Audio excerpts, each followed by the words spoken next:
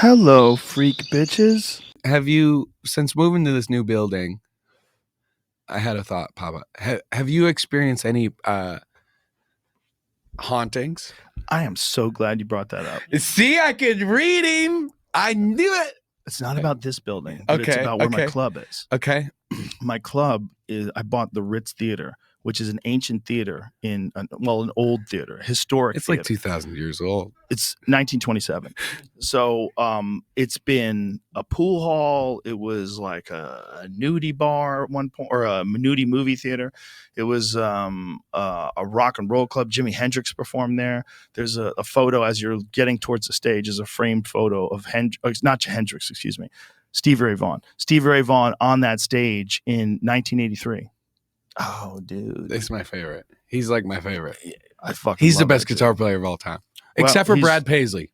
And Hendrix. Hendrix is good. Oh, how dare you. I know. I'm so sorry. He's the pioneer. I know. The shit that he did with sound, but I guess I'm more of a control guy when it comes to like tone. Like his tone was impeccable.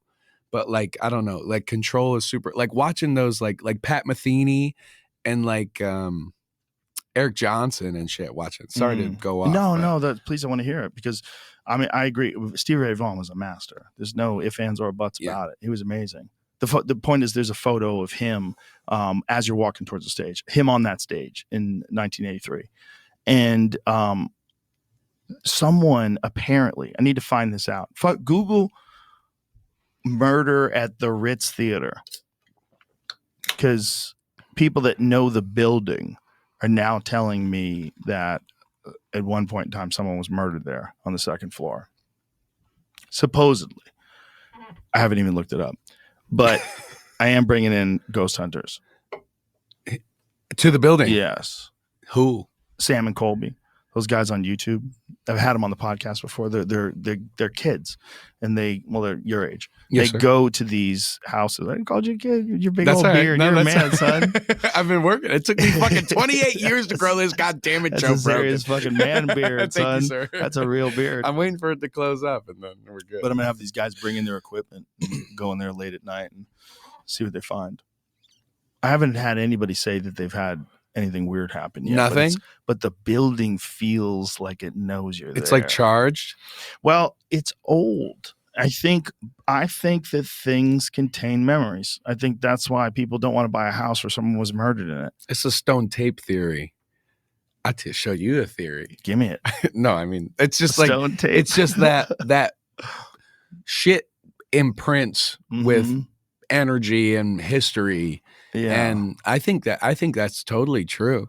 Yeah. I mean, you can walk into a place, you walk into a new house and it feels empty as fuck. Yeah. But you walk into an old house and you're like, yeah. And that could just be, this is an old house. Fuck, there's got to be some history here. This is a new house. There's no history here. This is completely blank slate. But it's you feel it. You're like, there's some shit that happened here, whether good or bad, or just families that had a natural family progression, or a fucking house where the daughter, whatever, murdered everybody with an axe, whatever, But there's always, I don't know, you feel shit. It's totally possible that things contain some kind of memory or some kind of feeling to them. Something. That's one of the interesting things about when you're in the woods, is the indifference that you feel. You feel nature's indifference to you. That's one of the more humbling things. That makes people feel uneasy. Very uneasy. Yeah. But it's also because you stepped into a world that is just tooth and claw. Fucking eat you alive. Yeah, and they're eating things around you all the time. That's exactly how population is controlled. There's predators around you all the time.